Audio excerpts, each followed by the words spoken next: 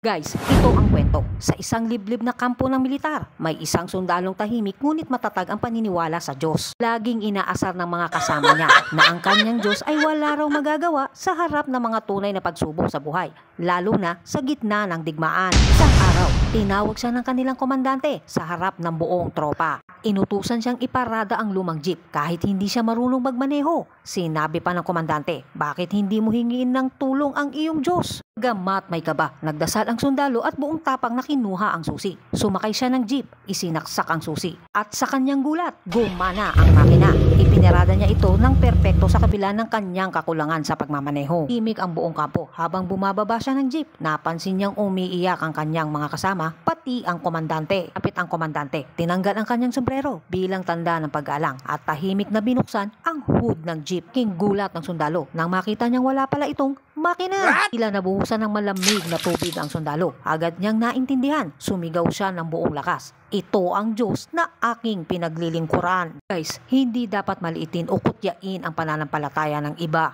Dahil ang Diyos ay maaaring gumawa ng mga kamanghamanghang bagay upang ipakita ang kanyang kapangyarihan.